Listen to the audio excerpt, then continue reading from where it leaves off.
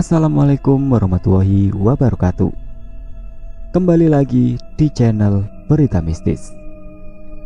Di video kali ini ada sebuah kisah yang tidak kalah menyeramkan. Kisah ini berjudul KKN Berujung Petaka.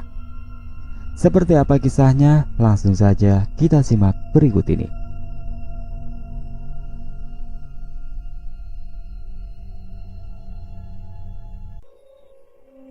Tempat KKN ini masih ada di sekitaran Jawa Barat dan menempuh jalan cukup jauh dari Jakarta. H-1 sebelum keberangkatan, adikku minta izin untuk pakai mobilku sebagai kendaraan ke sana karena tidak cukup dengan satu mobil saja. Oke lah, sebagai kakak, aku kasih pinjem dengan catatan dijaga baik-baik.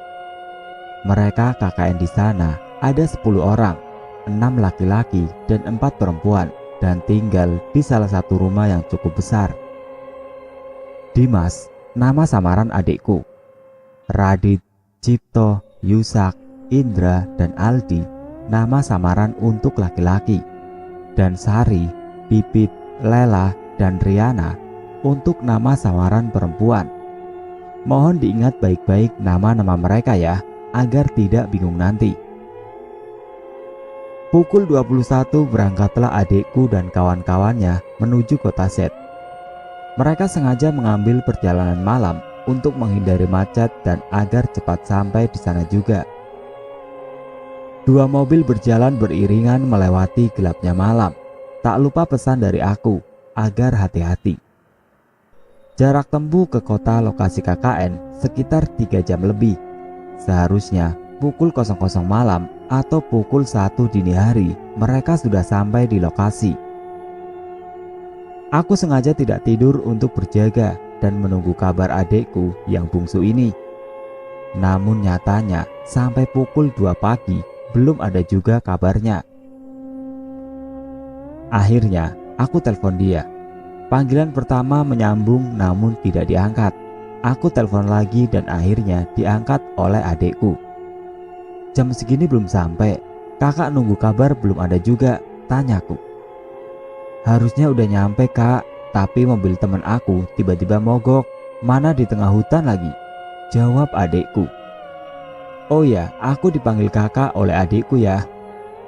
Kok bisa, bensinnya ada nggak? Coba dicek dulu. Ada kak, cuma nggak tahu kenapa ini tiba-tiba mogok. Ini lagi dibantu sama warga sekitar kak. Ya udah, kabarin kalau ada apa-apa ya. Aku sebagai kakak jelas kepikiran adik bungsu lagi kesusahan di tengah hutan malam-malam. Di sini adikku belum cerita penyebab mobil temannya mogok. Baru sekaranglah dia berani cerita. Jadi sebelum mogok itu, kita kan posisi lagi di tengah-tengah hutan gelap. Entah kenapa tiba-tiba makin lama jalan berkabut, padahal gak hujan kak. Ya kita semobil positif thinking aja, jalurnya juga kelok-kelok tajam. Jadi kita semua jalannya pelan-pelan, takut ada apa-apa. Tiba-tiba mobil belakang klakson panjang, sampai kaget kita satu mobil. Jadi kamu ada di mobil depan? Tanyaku. Iya kak, jawabnya.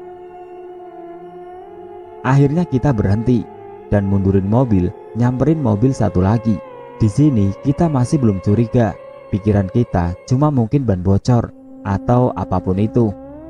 Aku turun, teman aku yang nyetir mobil belakang posisinya lagi lihat-lihat kolong mobilnya.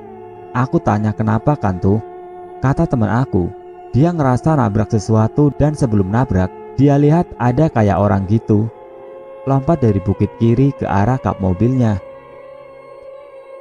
Karena tiba-tiba gak sempat menghindarkan dan langsung bunyi buk. Berarti ini nyata kan nabraknya.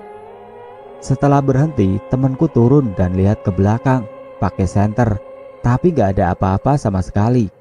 Dilihat ke kolong mobil juga sama gak ada. Tapi yang aneh, bemper depan mobilnya itu rusak. Gak ada bekas noda darah juga di jalan sama di bemper mobilnya.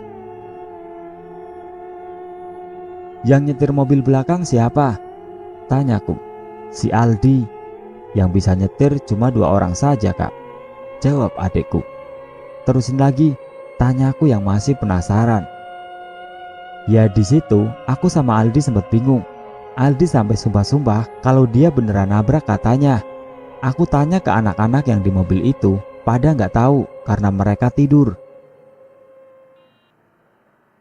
Aku muterin itu mobil nyari apapun itu biar akalku nerima kejadian ini. Mau binatang, batu besar, sampai orang pun bener-bener nggak ada. Asli di situ aku merinding. Akhirnya aku bilang aja lupain dan lanjutin jalan lagi. Sebenarnya salah sih adikku keluar dari mobil dalam kondisi kayak gitu. Takutnya begal atau apapun itu kan. Untung aja mereka nggak kenapa-napa. Aku balik lagi ke mobil. Baru juga satu kaki masuk ke dalam, si Aldi klakson-klakson lagi. Aku samperin dan ternyata mobilnya nggak bisa nyala. Makin paniklah kita di situ. Gimana ini? Mana tengah hutan lagi? Masalah lain dari mogok ini adalah tidak ada satupun dari mereka yang ngerti masalah mesin. Sebuah pelajaran buat kita semua. Di saat mereka kebingungan, tiba-tiba muncul seorang bapak-bapak sedang jalan kaki dan bertanya ke Aldi. "Kenapa nak? Kok tidak jalan?" tanya bapak itu. "Ini pak, mobil saya tiba-tiba tidak bisa menyala setelah nabrak sesuatu. Kita nggak ada yang ngerti mesin masalahnya pak," jawab Aldi. "Oh begitu, kalian sudah permisi belum? Apa sudah baca doa pada saat jalan tadi?"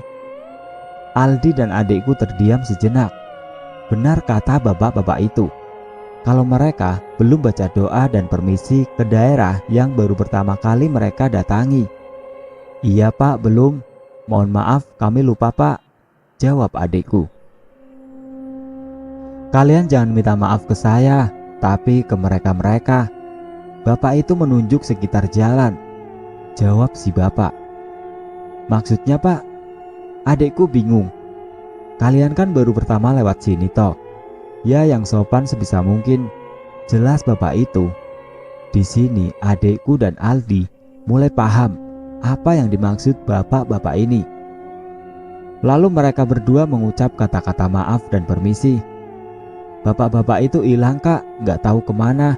Aku cari-cari, tetap nggak ketemu. Mau terima kasih niatnya. Setelah permisi, Aldi kembali mencoba menyalakan mobilnya. Dimulai dengan bismillah, syukur mobilnya kembali menyala. "Itu jam berapa pas di tengah hutan itu?" tanyaku. "Jam 12-an kak," jawab adikku. "Untung saja kalian tidak apa-apa. Namun ini juga seperti pertanda. Perjalanan kembali mereka lanjutkan. Akhirnya sampailah ke tempat lokasi sebuah pedalaman. Tidak jauh dari kampung sebelah, hanya memakan waktu 15 menit saja. Rumah 2 lantai dengan 4 kamar, 2 di atas dan 2 di bawah. Agar para perempuan ini aman, mereka disarankan untuk mengambil 2 kamar yang di atas dan lelaki di bawah untuk berjaga-jaga. Setelah setuju, mereka membawa barangnya masing-masing menuju kamar. Hari yang berat menunggu mereka.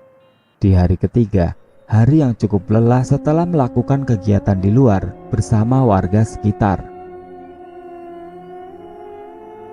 Malam itu, Dimas dan Radit sedang mengobrol di halaman depan rumah, lalu sisanya berada di ruang TV. Tiba-tiba, Sari yang sedang di dapur berteriak yang mengagetkan semuanya. "Kenapa, Sar?" Semua kompak berkumpul mendatangi Sari. Itu," tangan Sari menunjuk jendela luar. "Iya, ada apa, Sar? Kamu lihat apa?" Cipto penasaran. Ada mata merah, aku takut." Saking takutnya, Sari sampai terbata-bata. "Sar, istighfar, nyebut Sar." Lela nyoba buat tenangin Sari. Cipto dan Radit mencoba buat melihat apa yang Sari lihat di jendela itu. Dengan memberanikan diri, mereka berdua mendekati dan tidak ada apa-apa di sana. "Gak ada apa-apa lo Sar, salah lihat kali lu," ucap Cipto yang kesal. "Jangan nakutin kita semua deh Sar, gak lucu tahu gak?" ucap Radit. Akhirnya Sari diajak ke ruang TV. dan Dimas serta Aldi meneruskan pekerjaan yang sedang dilakukan oleh Sari. "Udah tenang ya Sar, mungkin kamu salah lihat kali." Pipit nyoba ikut tenangin Sari. "Aku gak salah lihat, itu beneran. Aku lihat mata dua merah menyala banget. Aku takut. Aku mau pulang." Iya, udah tenang ya Sar. Udah jangan nangis. Kamu ikut nakutin kita semua Sar," ucap Pipit sembari menyeka air mata Sari. "Pit, ajak Sari ke kamar aja deh biar tenang. Kasihan yang lain ini," kata Cipto.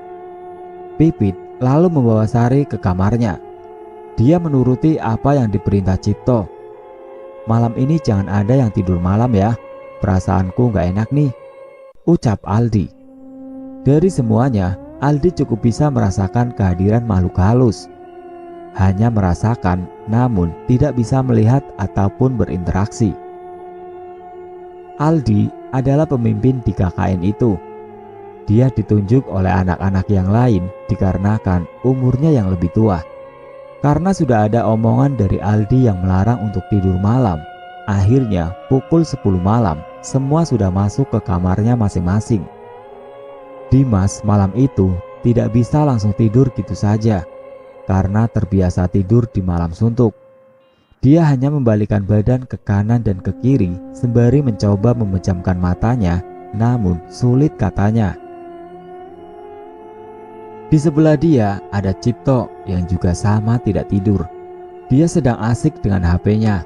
Tinggal di sebuah desa tidaklah sama seperti di kota. Masih banyak suara-suara binatang malam yang saling bersahutan. Di saat Dimas sedang mencoba tidur, Cipto menepuk pundaknya. "Oi, kamu denger gak?" tanya Cipto ke Dimas. "Hah? Denger apaan Tok?" "Gak ada apa-apa ah. Salah denger kali kamu. Udah gak usah ngomongin itu, gak lucu Tok." "Loh serius Dim? Tuh, kayak ada yang nyanyi Dim."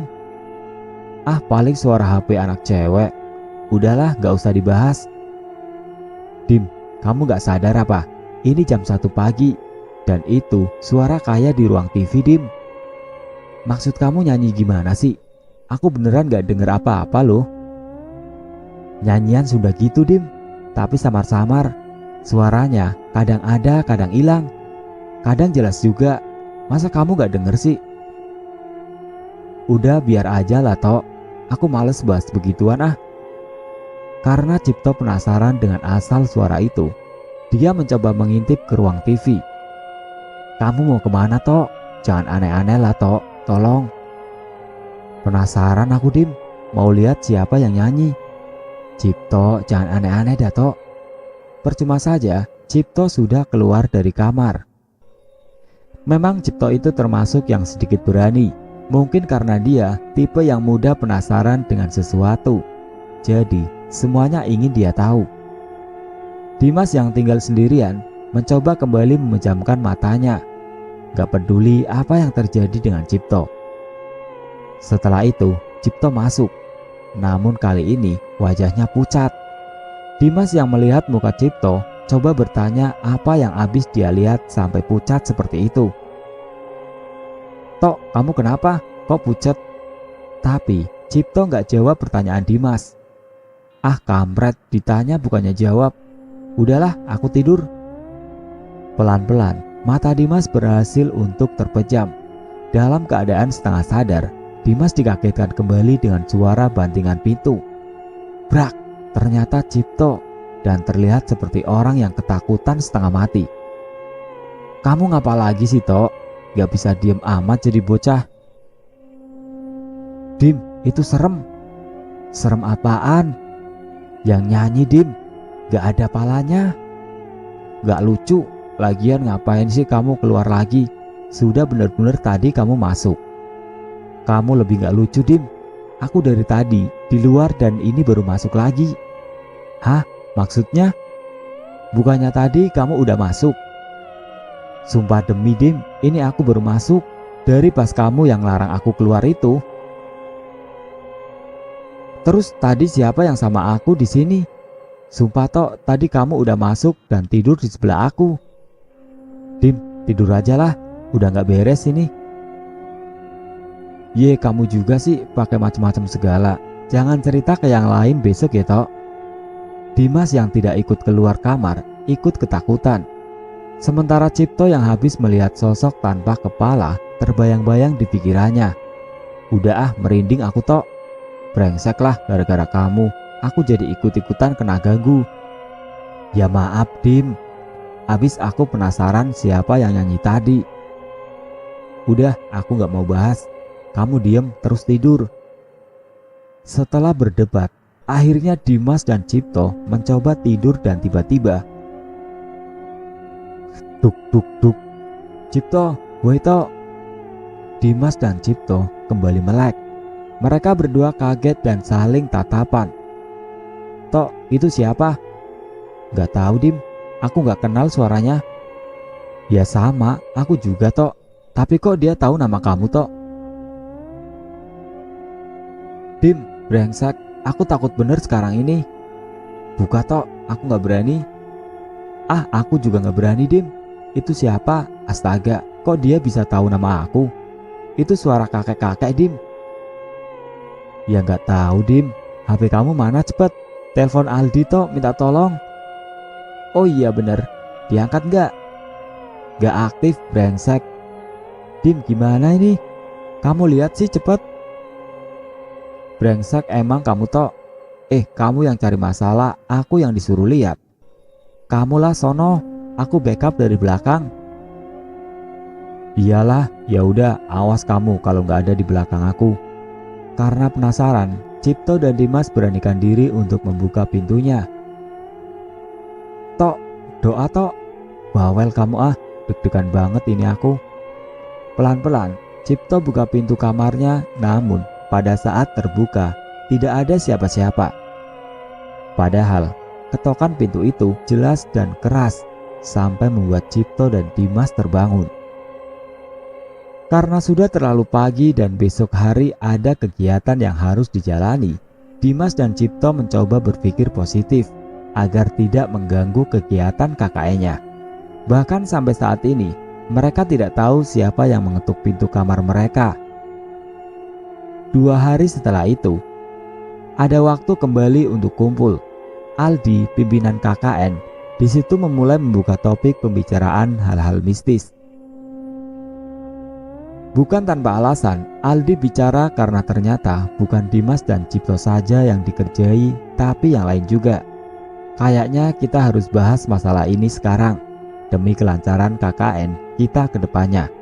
Iya bang, betul. Aku sih kasihan sama cewek-cewek di sini, pasti pada ketakutan, kata Cipto. Jadi siapa lagi yang alamin malam-malam kamarnya diketuk? Seketika semuanya tunjuk tangan. Aneh. Dan anehnya lagi, untuk kamar cewek yang di atas posisinya bersebelahan. Kalau kita pakai logika di saat kamar sebelah ada yang mengetuk, pasti ikut terdengar di kamar sebelahnya. Tapi ini tidak sama sekali. Seperti hanya di kamar itu saja yang bisa mendengarnya. Bang, boleh aku ngomong? Tiba-tiba Lela memotong. Iyalah, kenapa? Tapi tolong yang lain jangan pada takut ya. Aku cuma gak bisa memendam sendiri karena kita sekarang sudah satu atap. Setelah semua sepakat untuk berani, Lela akhirnya bercerita apa yang dia alami. Aku gak tahu ya apa, cuma aku doang yang lihat atau kalian juga lihat. Jadi pas kemarin di perjalanan ke sini, pada saat kita mulai masuk hutan, aku tiba-tiba kebangun. Entah apa pemicunya, cuma tiba-tiba saja mata aku melek. Terus semua serempak penasaran. Di situ aku sudah ngerasa gelisah. Aku juga ngerasa hawanya mulai berbeda. Aku nyoba buat lanjut tidur tapi susah. Aku tahu pas mobil kita mogok, tapi aku gak berani buat turun karena aku lihat hal yang bikin mobil kita mogok. Bang Aldi, waktu itu kita berhenti karena nabrak sesuatu kan? Iyalah, jatuh dari atas bukit atas. Iya, aku lihatnya sih begitulah. Emang itu apa sih? Aku gak jelas itu apa karena lagi posisi sedikit ngantuk. Kepala bang, Hah?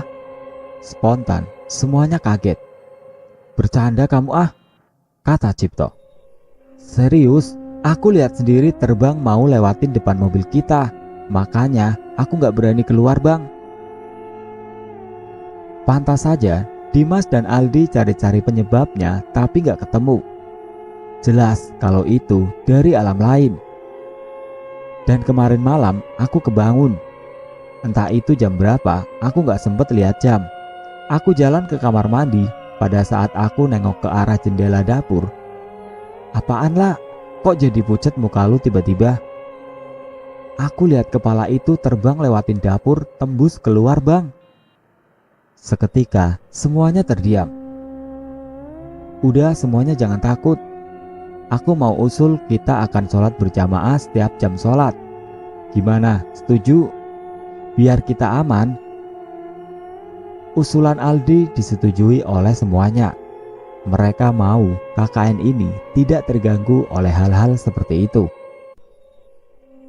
Di tim KKN ini, yang paling vokal hanya Dimas, Cipto, dan Aldi. Sementara Yusak, Indra, dan Radit berbicara hanya seperlunya saja. Mereka seperti tidak mau terlalu ikut campur dalam kejadian di rumah ini. Aldi diam-diam mencari tahu cerita dari warga. Apakah rumah yang mereka tempati saat ini pernah ada kejadian tragis atau apapun itu? Dia berencana mendatangi sesepuh setempat yang bernama Pak Sobari. Sembari bersilaturahmi dan bertanya-tanya untuk mendapatkan penjelasan. Sore itu, pukul 5 sore, kegiatan KKN sudah selesai. Aldi langsung menyuruh yang lain pulang terlebih dahulu karena dia beralasan ada keperluan sebentar. Tidak ada rasa curiga dari anak-anak lain. Akhirnya mereka semua pulang duluan. Assalamualaikum. Waalaikumsalam. Nak Aldi, silakan masuk nak. Baik pak. Mau minum apa nak? Ah tidak perlu pak. Saya hanya sebentar saja di sini pak. Oh begitu. Memangnya ada perlu apa nak Aldi? Begini pak, mohon maaf sebelumnya, saya langsung ke inti pembicaraan karena takut mengganggu waktu bapak. Oh iya gak apa-apa, silakan dilanjutkan. Saya mau tanya pak, apakah rumah yang kita tempati sekarang pernah ada kejadian aneh pak? Pak Sobari tiba-tiba terdiam sejenak. Aldi yang melihat ekspresi wajah Pak Sobari mulai curiga. Seperti ada sesuatu yang disembunyikan oleh Pak Sobari. Memangnya kenapa nak Aldi tiba-tiba nanya seperti itu? Ya mohon maaf pak, bukannya lancang, tapi jujur, kami semua mendapat gangguan dari makhluk halus pak. Maksud nak Aldi? Ya kami sering diganggu tiap malam pak, mulai dari yang mengetuk pintu sampai salah satu teman saya melihat sosok kepala terbang pak. Begini nak, kalau saya ceritakan akan cukup panjang, jadi saya singkat saja ya. Baik pak. Rumah itu dulu waktu saya kecil sudah ada nak, dan yang menempati itu rumah adalah salah satu petinggi tentara Jepang nak. Rumah itu berisikan suami istri dan satu anak kecil, lalu pembantunya ada sekitar, seingat saya 5 deh, 4 lelaki dan 1 wanita. Setelah Jepang kalah di sini, tiba-tiba ada sekelompok orang mendatangi rumah itu. Ada sekitar belasan. Saya lihat dengan mata kepala saya sendiri, orang-orang itu menyeret istri dan anaknya keluar rumah. Sang suami yang kalah jumlah tidak bisa apa-apa dan hanya bisa memohon untuk dilepaskan. Namun orang-orang itu seperti tidak peduli dengan permohonan sang suami. Salah satu orang dari kelompok itu membawa senjata tajam. Dan apa pak? Sebentar nak Aldi, saya suka gak kuat kalau ingat-ingat kejadian itu, ngilu. Emangnya kejadian seperti apa pak? Istri dari orang Jepang itu digorok lehernya tepat di depan anak dan suaminya. Saya lihat darahnya menyembur kemana-mana, ngilu sekali lihatnya. Setelah sang istri berlanjut ke anak yang masih berumur sekitar 9 tahunan. sama seperti ibunya. Digorok, Pak? Iya. Astagfirullah. Setelah melihat anak dan istrinya digorok, orang Jepang itu mengamuk. Namun nihil, karena dia sudah keburu dikerumuni oleh kelompok itu, Nak. Membabi buta menyerang orang Jepang itu dengan senjata tajam. Setelah itu, mereka semua meninggalkan jasadnya begitu saja. Terus, warga di sekitar sini tidak ada yang berani mendekat karena takut. Setelah semuanya benar-benar tak terlihat lagi, barulah kita semua berani. Ya ampun, terus gimana jasadnya, Pak? Ada di belakang sana, samping pohon bambu. Menurut pengakuan adikku, dia sempat foto-foto kuburannya, rumah, daerah sekitar. Namun pada saat KKN selesai dan sudah sampai di rumah, dia cek fotonya tapi hilang. Tapi hanya foto kuburan dan rumah besar itu doang. Selebihnya enggak. Astaga, itu orang-orang dari mana, Pak? Kita nggak tahu. Tiba-tiba saja datang berjalan kaki dan semuanya pegang senjata tajam. Ya ampun, pantas saja hawa di rumah itu panas sekali, Pak. Ya sudah, intinya kamu sudah tahu dan juga tahu harus seperti apa di rumah itu ya. Baik, Pak. Kalau ada apa-apa, panggil saya saja ya. Oke, Pak. Kalau begitu saya pamit pulang, Pak. Nggak enak sudah mau maghrib. Baik, Nak Aldi. Salam untuk teman-teman yang lain ya. Baik, Pak. Assalamualaikum. Waalaikumsalam. Aldi yang sudah mengetahui kejadian tersebut tutup mulut dan tak ingin menceritakan ke teman-temannya yang lain. Dia tidak mau mereka semua ketakutan. Weh, dari mana, Bang? Lama amat baru nyampe maghrib-maghrib gini. Tanya Cipto yang sedang duduk di teras depan. Abis ketemu Pak Sobari, mau nanya program selanjutnya apa toh? Oh gitu, ya udah makan dulu aja, Bang. Tuh anak-anak cewek udah pada masakin buat kita. Saat Aldi berjalan menuju dapur, Pipit tiba-tiba memanggil Aldi. Bang, sini bentar. Ada apa, Pit? Coba deh, Bang, ikut ke kamar aku. Ada apa Anda? Jangan ngajak aku mesum. Dih, enggak lah, Bang.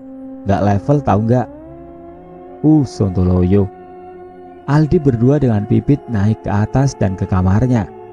Dia penasaran apa yang mau ditunjukkan oleh Pipit. Nyium gak, Bang? Tanya Pipit. Hah? Nyium apaan?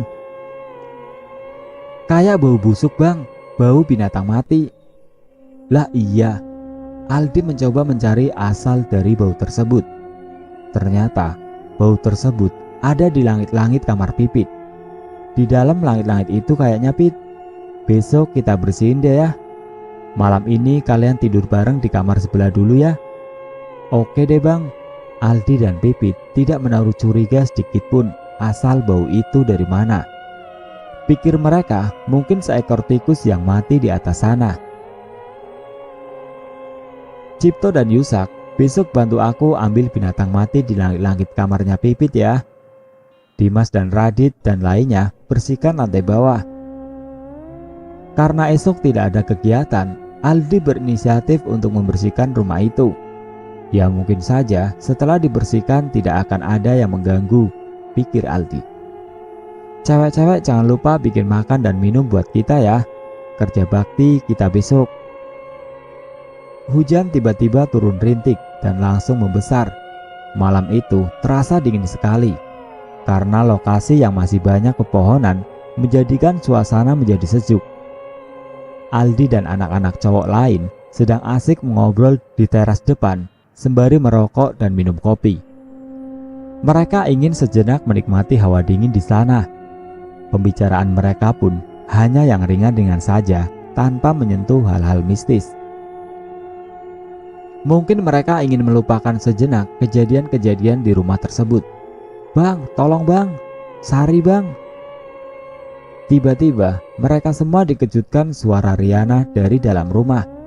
Serentak mereka semua bangun dan menghampiri Riana. Kenapa Rin? Sari kenapa? Tanya Aldi. Sari kejang-kejang di kamar bang. Loh kok bisa? Gak tahu bang, ayo cepetan. Mereka semua berlari menuju kamar Sari, berharap tidak ada kejadian apa-apa.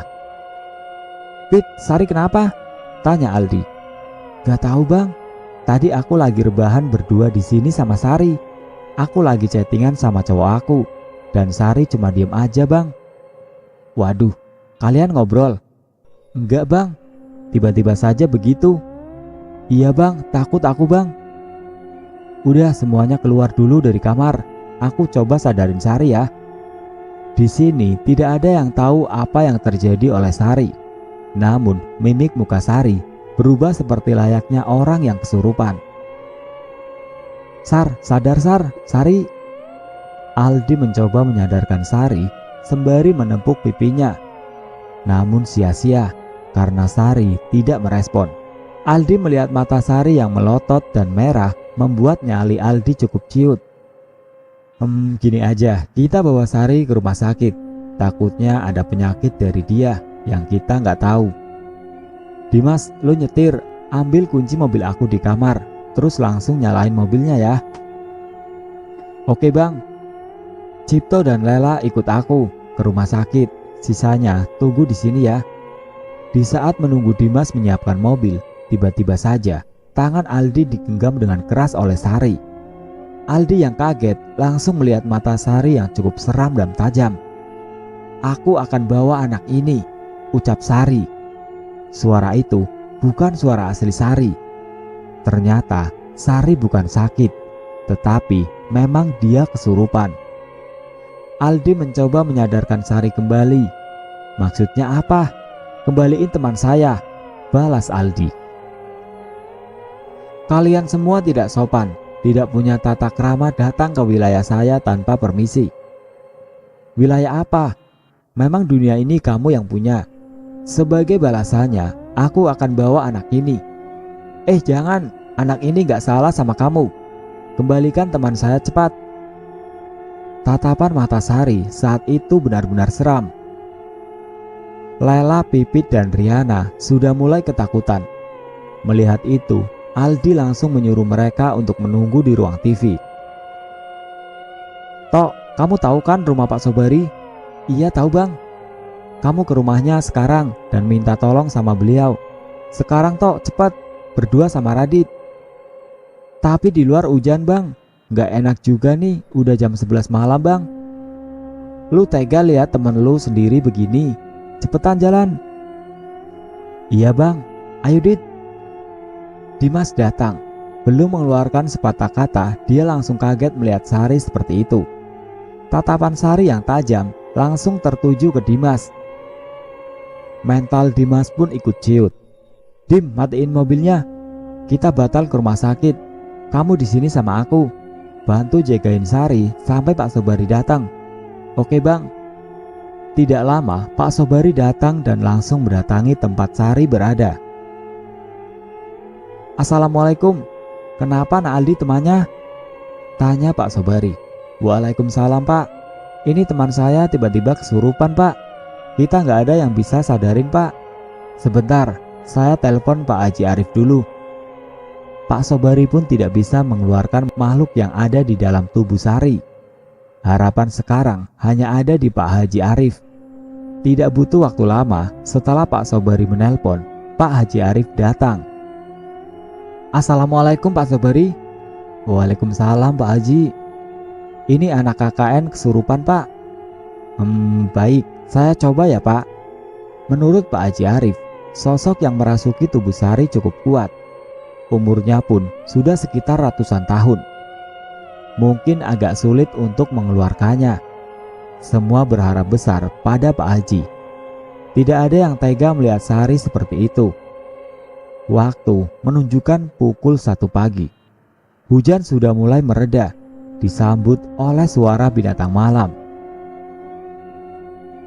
Pak Haji masih berusaha untuk menyadarkan Sari. Anak-anak yang lain harap cemas sembari berdoa agar semua cepat selesai. Akhirnya pukul 2 pagi, makhluk itu berhasil dikeluarkan oleh Pak Haji. Kesadaran Sari perlahan mulai pulih, namun tidak bisa untuk diajak berbicara. Mungkin tenaganya sudah berkuras habis. Tolong dijaga ya temennya.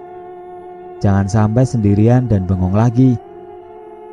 Setelah Pak Haji dan Pak Sobari pamit, Aldi langsung mengusulkan untuk tidur bersama di ruang TV, berjaga-jaga agar cepat ditangani apabila terjadi sesuatu yang tidak diinginkan.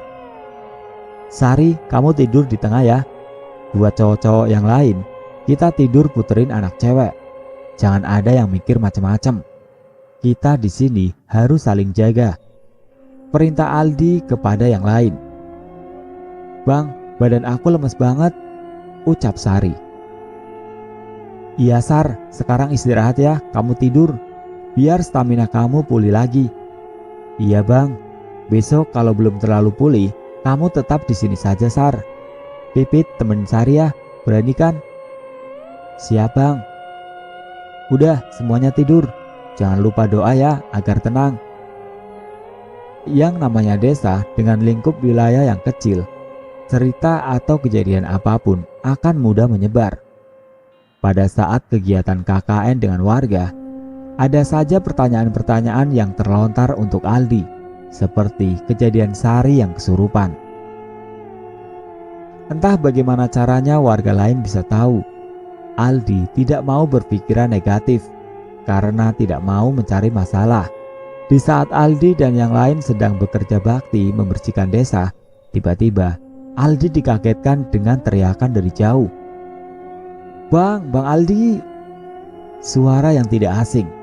Ternyata itu adalah Pipit yang tergesa-gesa menghampiri Aldi dan yang lainnya. Bang, Sari bang. Pelan-pelan. Kenapa Sari Pit? Sari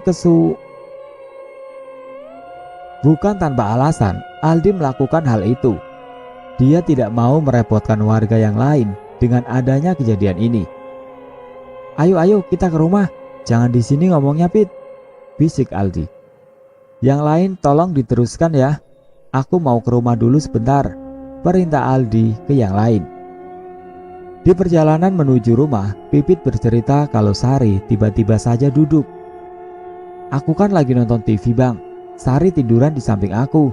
Tiba-tiba dia bangun bang, aku takut, ucap Pipit yang gemetar.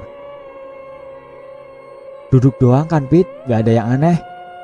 Bang, kalau ada yang aneh, aku gak akan nyamperin lu kesini. Aku teleponin lu tapi gak diangkat-angkat. Oh iya, HP aku taruh di kamar Pit, lupa ke bawah. Emang aneh gimana Pit? Pas bangun, Sari langsung seperti kemayu bang. Dia mainin rambutnya dan bergumam. Bergumam? Iya bang, kayak lagi nyanyi tapi gumam gitu loh bang. Iya aku paham, mudah-mudahan Sari gak apa-apa. Sesampainya di rumah, Aldi dan Pipit kaget karena Sari tidak ada di tempat tidurnya. Loh Pit, Sari mana? Tadi pas aku keluar, dia di sini bang. Sumpah aku gak bohong. Karena panik, mereka berdua mencari Sari ke seluruh rumah. Sari ditemukan dan dia sedang berada di pinggir jendela kamarnya menatap keluar. Aldi sudah paham apa yang terjadi karena dia merasakan hawa yang cukup pengap di kamar itu. Aldi dan Pipit menghampiri Sari. Sari. Aldi menepuk pundak Sari, namun Sari tidak menoleh sedikit pun. Tatapannya masih tertuju keluar kamar. Sar, sadar Sar, lu ngapain di sini? Tanya Aldi.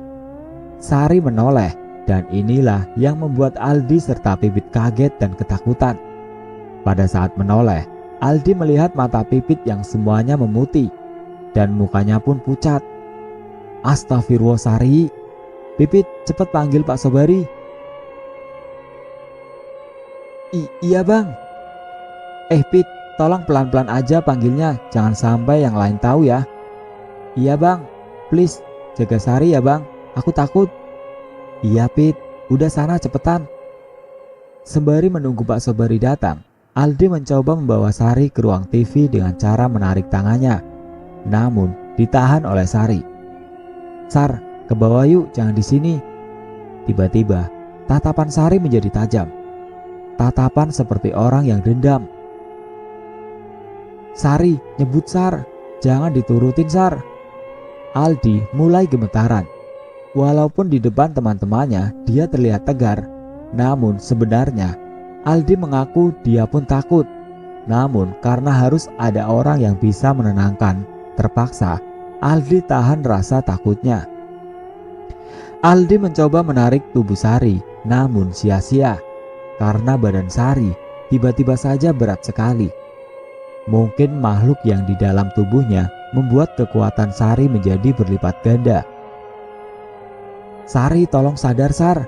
Kasihan sama teman-teman yang lain, Sar." Sari menjawab. Namun suaranya berbeda. "Kamu jangan ikut campur. Dasar manusia hina." Jantung Aldi tiba-tiba berdetak kencang mendengar jawaban Sari. Suaranya pun Aldi tidak mengenalinya.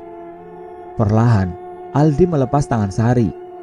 Iya, Aldi seperti menyerah karena nyalinya sudah ciut. Aldi perlahan mundur dan menunggu di luar kamar. Mata Sari yang putih tetap menatap Aldi sampai pintu menutup. Jantung Aldi benar-benar berdegup kencang. Baru kali ini dia merasa dibentak yang langsung membuatnya ketakutan. Aldi duduk di depan kamar Sari, menunggu Pipit yang lama sekali memanggil Pak Sobari. Aldi mendengar suara seperti menyanyi dari dalam kamar, lalu kembali berubah dengan tawa cekikik khas Mbak Kun.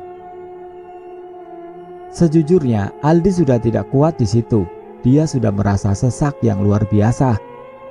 Aldi merasa seperti berada di kerumunan banyak orang yang membuatnya sulit bernafas. Untung saja Pak Sobari dan Pipit datang. Aldi dapat bernafas lega. "Assalamualaikum, Nak Aldi. Kenapa dengan Sari?" "Waalaikumsalam, Pak. Ini, Pak, Sari kesurupan lagi sepertinya." "Aduh, Pak Haji lagi pergi. Saya sudah feeling pasti ada sesuatu dengan Nak Sari dan langsung inisiatif telepon Pak Haji." "Waduh, terus gimana ya, Pak?" Walaupun Pak Sobari sudah cukup berumur, namun beliau masih cukup kuat berjalan dan ingatannya juga kuat. "Saya coba telepon Pak Haji lagi ya, Nak Aldi. Kalian tunggu di sini." "Baik, Pak." Pak Sobari mengeluarkan HP-nya dan turun ke bawah meninggalkan Aldi dan Pipit. Pipit yang sudah ketakutan perlahan air matanya menetes. Aldi paham, pasti Pipit ketakutan melihat temannya seperti itu. "Bang, aku mau pulang, Bang," ucap Pipit sembari menangis. "Pit, kalau lu pulang gimana nanti laporan KKN kamu?" "Aku takut, Bang, takut banget." "Pit, bukan kamu saja yang takut. Aku juga sebenarnya takut. Tapi di sini harus ada yang bisa mengontrol yang lain." Saat Aldi mencoba menenangkan Pipit yang menangis, mereka dikagetkan dengan suara pukulan ke pintu. Duk duk duk, Sari mengamuk. Tidak lama suara pukulan ke pintu hilang, namun muncul suara baru. Srek srek. Itu suara kuku digesek ke pintu. Mungkin Aldi kesal dengan makhluk yang di dalam tubuh Sari dan langsung berteriak. "Woi, mau lu apa sih? Tolong pergi, kasihan temen aku." Bukan jawaban yang didapat, namun pukulan pintu dan tawa khas Mbak Kun yang mereka dengar. "Bang, aku turun ya, aku takut, Bang," pinta Pipit yang badannya gemetaran. "Pit, temenin aku di sini, aku juga takut, Pit." Aldi mulai melemah. "Bang, aku beneran takut banget, aku cabut." Pipit langsung berlari turun ke bawah. Aldi yang sendirian langsung merasakan bulunya merinding. Karena Aldi bisa merasakan, maka perasaan Aldi makin kacau. Pikirannya sudah buyar, ada keinginan untuk ikut turun ke bawah, namun tertahan dengan kemauan menjaga Sari. Pak Sobari kembali naik ke atas dan menghampiri Aldi yang sedang ketakutan, lalu mengajaknya ke dalam kamar. "Bagaimana, Pak, dengan Pak Haji? Apa beliau bisa datang?" "Beliau usahakan balik secepatnya, Nak Aldi, karena sedang mengisi ceramah di kabupaten sebelah." "Kabupaten? Jaraknya yang jauh." Pak Sobari perlahan buka pintu kamarnya, takut kalau Sari berada di belakang pintu kamar. Pemandangan yang menyeramkan terlihat dari Sari. Gestur badannya membuat Pak Sobari dan Aldi tidak percaya melihatnya. Kepala Sari seperti menengok ke atas, seolah lehernya patah. Lalu ada darah di lantai dan kasur. Aldi telusuri asal darah itu. Ternyata dari kuku Sari yang lepas. Mungkin akibat gesekan ke pintu tadi hingga kukunya lepas, dan Aldi melihat kuku itu ada di lantai. Aldi dan Pak Sobari hanya bisa membaca doa-doa yang mereka tahu. Harapan doa yang mereka baca mempan, namun sepertinya percuma. Nak Sari, sadar nak, kasihan orang tua kamu nak, lawan nak, ucap Pak Sobari. Tiba-tiba Sari tertawa kembali, lirih namun rasanya memekik di telinga. Pak, apa pernah kejadian seperti ini di sini? Tanya Aldi yang mulai pasrah. Tidak pernah nak Aldi, saya pun bertanya-tanya, kenapa kalian mengalami hal ini? Apakah kalian melakukan hal terlarang atau kurang sopan hingga penghuni rumah ini mengganggu? Seingat saya tidak pak. Namun dalam hati Aldi pun penasaran, hal apa yang jadi pemicu mereka mengganggu. Aldi harus cari tahu. Pak Sobari mencoba menghampiri Sari yang sedang duduk di pojok kamar. Namun belum sampai mendekat, kepala Sari langsung kembali seperti semula dan kembali menatap tajam Pak Sobari. Melihat itu, Pak Sobari berhenti, takut Sari menyerang dirinya. Kalian, ucap makhluk yang di tubuh Sari. Aldi dan Pak Sobari terheran apa maksud dari ucapan kalian. Siapapun yang di dalam tubuh Nak Sari, tolong pergi. Kasihan anak ini tidak punya salah dengan kalian, pinta Pak Sobari. Kalian tahu apa yang diperbuat anak ini? Apa yang diperbuat Nak Sari hingga kalian marah seperti ini? Namun kembali tidak dijawab oleh makhluk itu. Seakan sengaja agar Aldi dan Pak Sobari mencari jawabannya sendiri. Keinginan Aldi untuk mencari jawabannya makin kuat. Setelah yang lain pulang, dia akan menanyakan satu persatu. Sudah 2 jam Sari seperti ini. Aldi takut jiwa Sari tidak bisa kembali. Setahu Aldi, semakin lama seorang kesurupan, maka semakin jauh jiwanya dibawa pergi dari raga. Aldi perlahan panik karena pemikiran-pemikiran seperti itu membayanginya. Aldi dan Pak Sobari hanya bisa melihat Sari yang seperti itu. Yang lebih mengerikan, kelakuan Sari yang sering berganti seperti makhluk yang memasuki tubuhnya bergantian. Terkadang Sari menangis, setelah itu berganti menjadi tertawa. Setelah menunggu lama, akhirnya Pak Haji datang. Aldi dapat sedikit bernafas lega. Harapan kembali kepada Pak Haji. Semoga dapat mengembalikan jiwa Sari ke raganya. Pak Haji menyuruh Aldi dan Pak Sobari menunggu di luar. Bukan tanpa alasan tentunya. Media di badan Sari sudah terbuka sehingga memudahkan mereka bergantian. Tujuan Pak Haji pertama adalah menutup media itu agar tidak ada lagi yang masuk. Beliau membuat semacam pelindung untuk menangkis makhluk di sekitarnya. Entah berapa lama Pak Haji di dalam kamar, Aldi dan Pak Sobari menunggu di depan, berjaga-jaga jikalau ada yang dibutuhkan oleh Pak Haji. Tidak lama Pipit naik ke atas. Dia sudah sedikit tenang, namun ketakutannya masih menyelimuti pikirannya. Bang, gimana Sari? Sabar ya Pit, Pak Haji lagi usaha nyembuhin Sari. Kita berdoa aja semoga berhasil ya Pit. Iya bang, amin. Tidak lama Pak Haji keluar. Beliau terlihat kelelahan dan keringat membasahi bajunya. Pak Haji, gimana Sari pak? Tanya Aldi yang penasaran. Teman kamu sudah sangat lemah sekali. Jiwanya sudah hampir terbawa ke alam mereka. Untung saja saya tepat waktu datang. Alhamdulillah, ucap Pak Sobari, Aldi dan Pipit bebarengan. Cukup lega mendengar apa yang dikatakan Pak Haji. Namun ini belum usai. Mereka akan datang lagi. Tolong untuk sementara semuanya mengungsi ke tempat lain. Rumah ini sudah tidak aman. Mengungsi kemana Pak Haji? Ini tempat kita satu-satunya. Ya memang sulit mencari tempat lain karena Aldi dan yang lain di sebuah desa yang jarak antar rumah cukup berjauhan. Saya ada satu rumah lagi tidak terpakai. Kalian kesana dulu saja ya untuk sementara. Tidak apa-apa Pak Haji. Tak apa deh Aldi. Aldi dan Pak Sobari masuk ke kamar untuk melihat kondisi Sari. Terlihat sangat lemah dan terkulai di atas kasur. Pipit mendekati Sari dan menangis melihat jari Sari yang penuh dengan darah, serta kukunya yang lepas. Perlahan, Pipit membersihkan darah tersebut dan mengobati bagian kuku yang patah. Dalam pikiran Aldi, apakah separah ini kesurupan? Sulit buat dipercaya, namun inilah yang dia lihat dengan mata kepalanya sendiri. Anak-anak yang lain sudah pada pulang. Mereka sepertinya terburu-buru masuk ke dalam rumah ingin tahu apa yang sedang terjadi. Aldi yang sedang di ruang TV melihat tingkah yang lain, langsung memarahi mereka semua. Hei kalian itu, masuk bukannya salam, pantas saja diganggu setan satu rumah.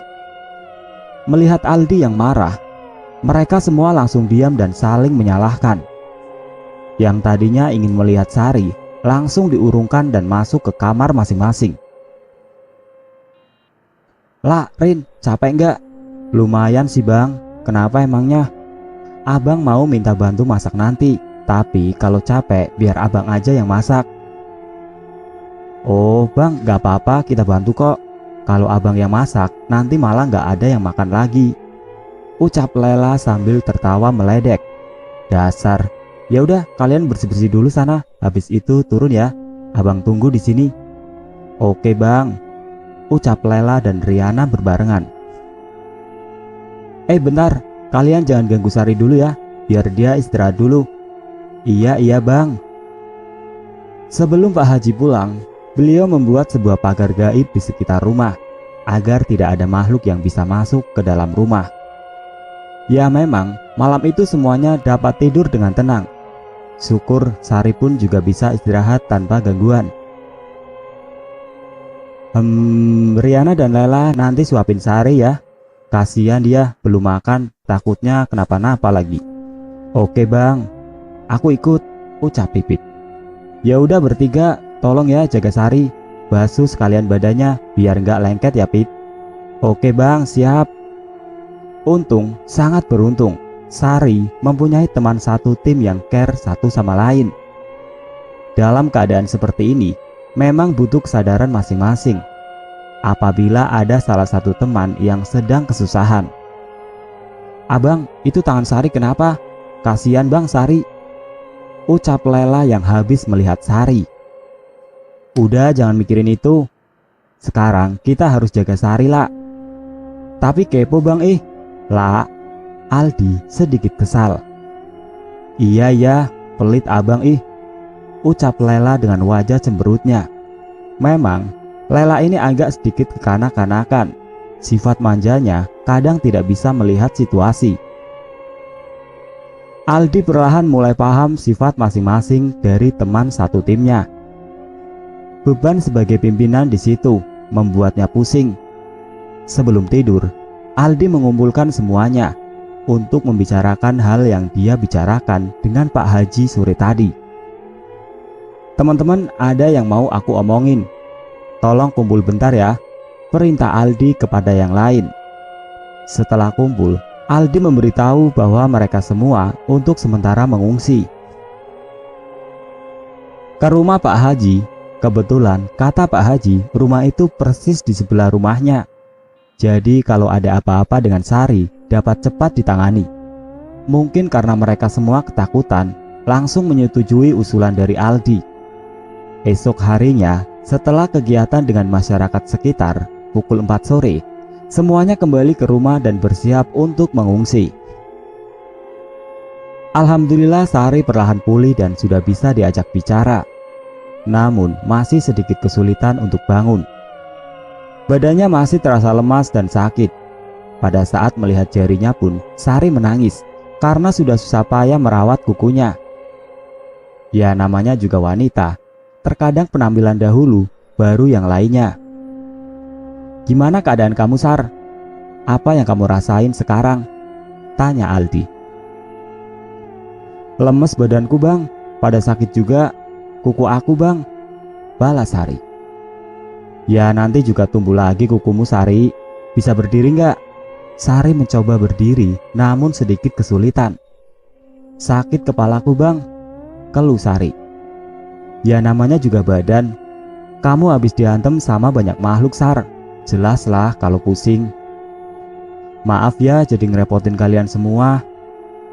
"Udah jangan dibahas lagi. Sekarang kamu coba jalan karena kita mau mengungsi, Sar." "Hah? Ngungsi kemana, Bang?"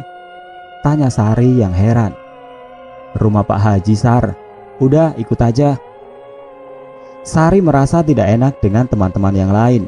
Harusnya dia ikut kegiatan KKN, namun malah seperti ini jadinya. Malam ini rasanya lega sekali. Aldi melihat teman-temannya mengobrol dengan canda tawa. Harusnya KKN yang sebenarnya seperti ini, bukan diisi dengan hal-hal yang mistis. Namun yang terjadi biarlah berlalu. Sekarang nikmati waktu yang tenang ini. Sudah seminggu mereka tinggal di rumah Pak Haji. Sari pun sudah mulai terlihat segar kembali dan sudah mulai ikut kegiatan membantu masyarakat sekitar. Namun isu tetaplah isu. Ada saja pertanyaan-pertanyaan yang terlontar kepada Sari. Sebenarnya Sari risih, namun merasa tidak enak dengan warga. Dengan sedikit terpaksa, dia menjawab pertanyaan-pertanyaan seperti bagaimana rasanya kesurupan, apa melihat bentuk-bentuk setan dan sebagainya.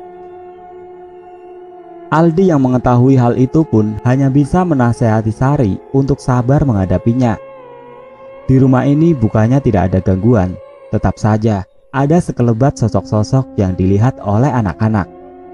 Yusak yang notabene pendiam pun sekarang sudah mulai ikut vokal akibat mendengar suara tangisan di belakang pintu kamar mandi. Jam 3 pagi, Yusak kebangun.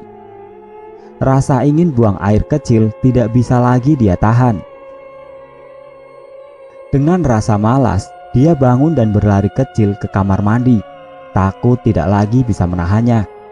Belum sampai pintu kamar mandi, dia mendengar suara samar-samar tangisan. Yusak berhenti sejenak, memastikan apa yang dia dengar itu benar tangisan atau bukan. Karena waktu itu masih pukul 3 pagi. Hanya diisi bunyi-bunyi binatang malam, maka tangisan itu makin lama makin terdengar jelas. Yusak mencoba meyakinkan dirinya mungkin itu halusinasi. Semakin dekat dengan kamar mandi, suara tangisan itu makin jelas. Tepat di depan pintu kamar mandi, Yusak berhenti. Ternyata asal suara itu berasal dari dalam kamar mandi itu. Yusak sudah ragu-ragu untuk masuk, namun rasa ingin buang air kecil tak bisa ditahan. Yusak kembali mencoba meyakinkan dirinya asal suara itu. Dia mendekatkan kupingnya ke pintu kamar mandi yang terbuat dari kayu itu. Seketika bulu kuduknya merinding. Ya, itu dari dalam sana. Yusak makin ragu. "Persetan dengan setan, aku udah gak tahan lagi," gumam Yusak dari dalam hati. Dia paksa masuk dan langsung buang air kecil dengan mata tertutup. Bukan berarti dia tidak merinding, tapi kebutuhan ini yang memaksa dia untuk berani. Ternyata suara itu hilang saat Yusak masuk. Memang terkadang harus ada hal yang memaksa kita untuk berani sebagai perlawanan kepada makhluk halus. Itu hanya salah satu kejadian di rumah Pak Haji. Cipto yang sifatnya selalu penasaran pun mengalami hal yang tidak mengenakan sampai terbawa ke mimpinya. Kebetulan malam itu dia dengan menelpon kekasihnya. Maklum, ditinggal sebulan membuat rasa rindunya memuncak. Dia menelpon di halaman depan rumah. Di situ terdapat pohon mangga yang di bawahnya dibuatkan sebuah balai untuk duduk-duduk. Kalau bermain-main memang cukup enak tempatnya. Namun kalau sendiri seperti uji nyali. Di saat sedang asik-asiknya menelpon, ada satu buah yang jatuh persis di depan Cipto. Namun dia tidak mikir yang aneh-aneh. Selanjutnya, Cipto merasa seperti ada yang melempar pasir ke arah kepalanya. Sadar akan hal itu, Cipto usap-usap rambutnya. Awalnya dia pikir itu kerjaan salah satu temannya. Namun saat menoleh ke belakang, tidak ada siapa-siapa sama sekali. Kalaupun ada, pasti terdengar suara jalan atau lari oleh Cipto. Perasaannya mulai tidak enak. Seketika langsung Cipto merinding. Padahal hawanya pun biasa saja, tidak dingin. Untuk kedua kalinya, Cipto dilempar pasir. Dia usap kembali rambutnya dan menoleh ke atas. Saat itu juga, dia melihat dengan jelas Mbak Kun tertawa dan terbang persis di atas kepala Cipto. Tanpa aba-aba, dia pun langsung masuk ke dalam rumah. Aldi yang melihat Cipto seperti itu heran. "Kamu kenapa, Tok? Kayak orang ketakutan gitu. Kamu diputusin ya?" "Enak aja." Nafasnya Cipto terdengar engap. "Lah, terus ngapa?" "Aku lagi telepon di balai depan. Ada yang ngelemparku pakai pasir. Terus pas aku lihat ke atas pohon, ternyata kuntilanak, Bang," jawab Cipto dengan muka pucat. "Makanya jangan sendirian, Tok. Batu sih," jawab Aldi sembari menertawai Cipto yang ketakutan. Awalnya Aldi berencana memberitahu Pak Haji, namun dia urungkan karena menurutnya hal tersebut tidak terlalu mengganggu yang lain.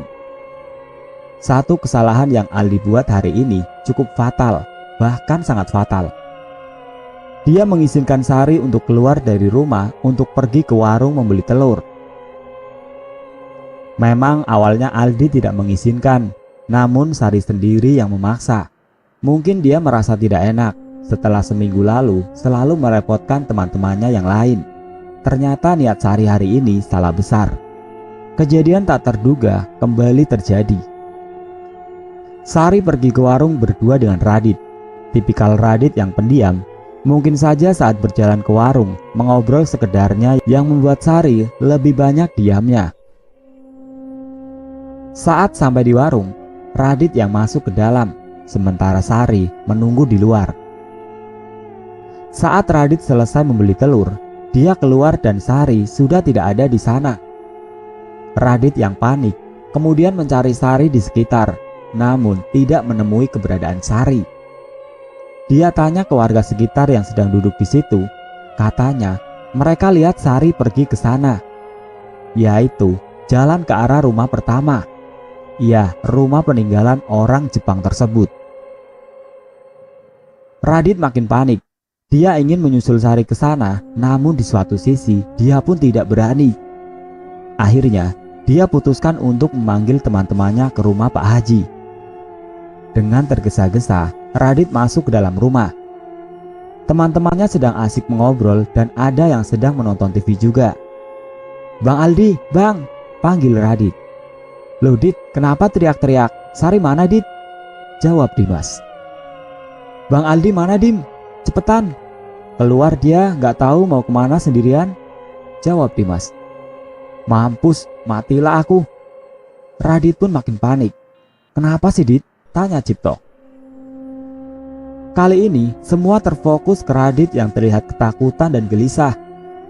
Mereka bertanya-tanya kemana Sari. "Radit, Sari mana? Kok dia gak sama lu?" tanya Pipit. "Pit, Sari." Nafas Radit terputus-putus. "Iya, kenapa Sari Dit? Jangan bikin kita semua panik deh." "Sari hilang Pit, aku gak tahu dia kemana. Pas aku keluar dari warung, Sari sudah gak ada," jawab Radit yang semakin ketakutan. "Ya Allah Radit, lu gimana sih? Kok bisa gak lihat Sari pergi?" jawab Riana yang kesal. Sekarang semuanya berkumpul di halaman depan rumah. Dimas menelpon Aldi untuk segera pulang karena tidak ada yang berani keluar tanpa Aldi. "Aku tanya-tanya ke orang-orang yang lagi duduk-duduk dekat situ. Katanya mereka lihat Sari ke arah rumah," ucap Radit. "Hah? Rumah mana Dit? Sini. Jangan bilang rumah yang pertama," jawab Pipit yang kesal. Radit hanya bisa terdiam. Dia tidak berani untuk menjawabnya. "Ya udah gini aja. Sekarang kita ke sana. Kemungkinan besar Sari kesurupan lagi," ucap Dimas. "Terus yang cewek-cewek gimana nih?" Tanya Cipto. Kalian cewek-cewek di sini aja ya, biar kalian aman, pinta Dimas. Awalnya anak-anak yang cewek tidak setuju, namun setelah Dimas marah, mereka pun menerimanya. Kita samperin Pak Haji dulu toh, Yusak teleponin terus Bang Aldi ya, ucap Dimas. Sayangnya malam itu Pak Haji belum pulang. Beliau memang sering mengisi pengajian di daerah-daerah atau desa-desa lain, maka jarang ada di rumahnya. Tanpa Pak Haji, mereka jalan menuju rumah pertama. Aldi yang sudah ditelepon pun mengusulkan untuk bertemu di sana. Kebetulan Aldi sedang bersama dengan Pak Sobari yang ikut rapat di balai warga setempat. Setelah sampai di depan rumah pertama, Dimas dan yang lain tidak bisa masuk ke dalam karena kunci rumah tersebut dipegang oleh Aldi. Tak lama, Aldi dan Pak Sobari sampai. Namun ada saja kendalanya. Ayo bang masuk, pinta Dimas. Kuncinya mana? Gak bawa, jawab Aldi. Loh kan abang yang pegang, kirain dibawa, balas Cipto. Ya gak mungkin lah aku bawa-bawa, aku juga lupa ngasih taunya lagi. Akhirnya Yusak dan Cipto kembali ke rumah Pak Haji untuk mengambil kunci. Sungguh malam ini sangatlah berat. Sembari menunggu Cipto dan Yusak mengambil kunci, Dimas, Aldi dan Pak Sobari memutari rumah tersebut. Mereka bertanya-tanya, apa mungkin Sari bisa masuk ke dalam karena semua pintu terkunci. Namun Aldi pun masih ragu dengan hal ini. Coba dicek jendela juga ya, takutnya ada yang belum terkunci, pinta Pak Sobari. Baik Pak, kalian yakin nak Sari kesini? Saya tanya ke warga yang dekat dengan warung, katanya Sari berjalan ke arah sini Pak, jawab Radit. Bisa saja memang Sari kesini, namun semua pintu dan jendela tertutup rapat. Lalu kemana lagi ya kira-kira? Jawab Pak Sobari. Aldi, Dimas dan Radit pun tidak bisa menjawab, karena mereka pun tidak tahu kemana Sari. Bang, tiba-tiba Dimas memanggil. Kenapa Dim? Itu, tangan Dimas menunjuk ke arah jendela lantai 2. Apaan Dim? Gak ada apa-apa. Aku lihat bayangan lewat bang, ucap Dimas. Aldi tidak menjawab, karena ternyata dia pun merasakan hal itu juga. Aldi pada saat memeriksa dari jendela dapur dan melihat ke dalam, dia melihat sekelebat bayangan putih mengenakan baju zaman dahulu. Namun dia diam saja, tidak ingin membuat yang lain takut. Ternyata memang bukan dia saja. Astagfirullah. Tiba-tiba Pak Sobari mengagetkan semuanya. Kenapa Pak? Tanya Aldi. Barusan ada tangan di pundak saya, terus saya pegang, kan kirain ranting atau apa. Tapi pas kepegang itu, saya ngerasain kuku dan kulitnya kasar banget, jawab Pak Sobari. Ya ampun. Baiklah, hawa semakin panas. Padahal mereka di luar, namun bawaannya seperti tidak ada angin sama sekali. Tidak lama, Yusak dan Cipto datang. Aldi langsung mengambil kuncinya dan membuka pintu rumah. Pintu rumah perlahan terbuka. Aldi menyalakan lampu di lantai bawah, dan yang lain mencari Sari di sekitar lantai bawah. Namun tidak menemukan Sari. Coba di lantai 2, ucap Pak Sobari. Aldi memimpin di depan dengan satu senter mencari tombol lampu. Setelah menyala, Aldi langsung tertuju ke kamar Sari yang sedikit terbuka.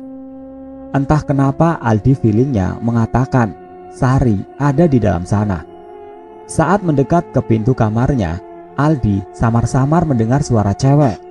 Suara itu seperti suara Sari. Aldi mempercepat langkahnya. Dia yakin kalau itu Sari di dalam kamarnya. Dia yakin kalau itu Sari di dalam kamarnya. Brak! Aldi mendorong pintu dengan keras. Ya, itu Sari. Ya ampun Sari. Aldi mendekati Sari yang melingkup di atas kasurnya. Namun, Sari sepertinya dalam keadaan tidak sadarkan diri. Dia kembali mengalami kesurupan. Matanya kembali memutih, dan mengeluarkan kata-kata yang Aldi tidak mengerti. "Tiris, Tiris," ucap Sari pelan sembari menggigil. Aldi langsung menggendong Sari dan membawanya ke lantai bawah di ruang TV. Kebetulan kasur bekas tidur minggu lalu belum dibereskan. Perlahan Aldi membawa turun dibantu oleh Yusak dan Dimas. Sementara Aldi menuntun langkah di tangga agar tidak terjatuh. "Sari, Sari," Aldi menepuk pipi Sari. Namun tetap aja tidak sadarkan diri. Tangannya pun mulai mengepal. "Pak Sobari, gimana dengan Pak Haji? Apakah beliau masih di desa sebelah, Pak?" tanya Aldi. "Sebentar ya nak, saya sedang coba telepon beliau," jawab Pak Sobari. Radit terlihat gemetar. Dia merasa bersalah karena tidak memperhatikan Sari. Tiba-tiba Sari mengamuk. Teriak-teriak sangat keras. "Pergi kalian semua, aku mau anak ini," ucap makhluk di dalam tubuh Sari. "Hei, kalian tidak punya hak untuk mengambil tubuh orang lain," jawab Pak Sobari. "Kalian tahu apa? Kalian mau mati," balas sosok itu. "Mati hanya milik yang di atas. Kamu tidak bisa melawannya," jawab Pak Sobari. "Jangan meremehkan bangsa kami, manusia hina. Tunggu saja. Sepertinya makhluk ini memang mempunyai dendam dengan manusia." "Hei, kamu yang di dalam, kenapa kalian mengganggu? Apa salah anak ini sama kalian?" tanya Pak Sobari. Sosok itu tidak menjawab, menambah penasaran semuanya. "Kalian tidak melakukan hal-hal aneh kan?" tanya Pak Sobari ke anak-anak yang lain. "Enggak, Pak," jawab berbarengan. Walaupun mereka jawab seperti itu, tapi kita tidak tahu apa yang mereka lakukan di belakang. "Temanmu, ini karena temanmu yang sudah mengusik kami di sini." Akhirnya makhluk itu menjawab dengan mata melotot dan putih. Seketika semuanya kaget mendengar jawaban sosok itu. Mereka heran siapa yang dimaksud oleh sosok ini. Aldi harus cari jawabannya. Kasihan Sari yang menjadi tumbal akibat salah seorang di tim ini. Aldi takut Sari tidak dapat diselamatkan. "Tolong siapapun itu, tolong mengaku," ucap Aldi. Dimas, Cipto dan Radit hanya bisa diam. Mereka tidak bisa menjawab pertanyaan Aldi. "Gak ada yang mau mengaku." Aldi kembali bertanya. "Ambil barang itu atau anak ini sebagai penggantinya," ucap sosok itu memotong pembicaraan Aldi. Clue bertambah, namun bukan berarti jadi mudah, tetapi menjadi sulit. Karena Aldi pun tidak paham apa yang dimaksud sosok itu dengan barang tersebut. Belum selesai dengan urusan Sari, HP Aldi tiba-tiba berbunyi. "Halo, kenapa Pit?" Pipit menelpon. Mendengar dari suaranya, sepertinya terjadi sesuatu di sana. "Bang, tolong kita, Lela kesurupan." "Hah? Serius Pit?" jawab Aldi yang kaget. "Iya bang, cepetan kesini bang," balas Pipit yang panik. "Pak, di rumah sana teman saya satu lagi kesurupan," ucap Aldi ke Pak Sobari. "Hah? Astaga, kok bisa jadi begini?" Pak Sobari tampak tak percaya. Akhirnya Aldi bagi jadi dua. Pak Sobari, Dimas dan Yusak menunggu di sini, sementara Aldi dan Radit menyusul ke rumah Pak Haji. Ini adalah puncaknya serangan dari mereka. Entah apa sebenarnya yang jadi pemicunya, yang jelas Aldi harus mencari jawabannya untuk menerima semua kejadian ini. Sesampainya di rumah Pak Haji, Aldi dan Radit masuk ke dalam disambut oleh Riana. "Bang, Lela bang," ucap Riana yang sudah menangis. "Iya nak, di mana Lela sekarang?" tanya Aldi. "Di kamar bang." Aldi dan Radit langsung menyusul ke kamar. Ternyata Pipit menunggu di depan pintu kamarnya. "Loh Pit, kenapa di luar?" tanya Aldi. "Aku takut bang, Lela ngamuk dan aku sama Riana gak bisa menahannya," ucap Pipit yang juga menangis. "Ya udah, buka pintu Pit." Radit, bantu aku pegangin Lela ya. Ini semua sudah di luar batas.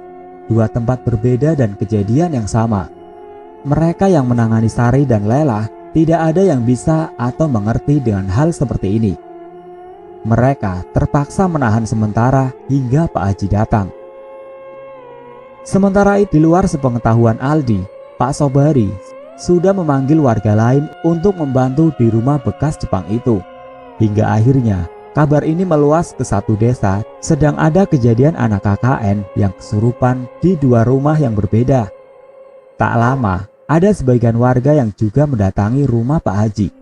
Aldi dan Radit yang sudah susah payah memegang Lela, kaget mendengar salam dari luar. "Nak, siapa di depan? Coba lihat," suruh Aldi ke Riana. "Iya bang."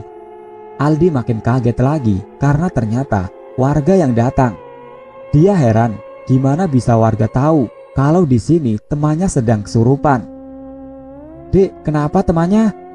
tanya salah satu warga. "Kesurupan pak, kami semua lagi nunggu Pak Haji datang," jawab Aldi. "Loh, kenapa nggak bilang ke kami? Biar dibantu dek," balas bapak tersebut. "Bukannya saya nggak mau bilang pak, hanya saja kami di sini sadar posisi sebagai pendatang tidak ingin merepotkan warga sekitar pak. Terlebih niat kami kesini baik, ingin membantu, namun malah seperti ini jadinya. Ya sudah, nasi sudah jadi bubur, mari saya bantu pegang. Memang di sini yang bisa hanya Pak Haji. Sebenarnya ada lagi, cuma jarak rumahnya cukup jauh dek," ucap bapak tersebut. "Di mana pak rumahnya?" tanya Aldi penasaran. "Sekitar 2 kiloan dek, namun orang tersebut sulit untuk ditemui." Isu yang beredar, orang tersebut dikenal sebagai dukun. Namun saat kejadian seperti ini, warga lebih memilih lari ke Pak Haji dibandingkan orang tersebut. Mungkin karena dekat juga. Waktu sudah menunjukkan pukul 10. Di luar sudah ramai warga berkumpul. Entah mengapa hal seperti ini menjadi sebuah tontonan untuk mereka. Sampai anak kecil pun memaksa untuk masuk. Ketua RT dan RW setempat berjaga di luar untuk menahan warga yang ingin masuk melihat. Ternyata Pak Haji sudah datang dan langsung mendatangi rumah di mana Sari berada. Butuh waktu lama juga di sana Pak Haji menetralisir sosok yang berada di tubuh Sari. Aldi baru mengetahuinya setelah Dimas menelpon mengabari Pak Haji sudah di sana. Ini malam yang akan sangat panjang untuk Pak Haji, Pak Sobari, dan anak-anak KKN. Kenapa? Karena sampai pukul 4 subuh, Sari belum juga sadar. Usut punya usut, ternyata apabila satu berhasil dikeluarkan oleh Pak Haji, masuk sosok yang lain.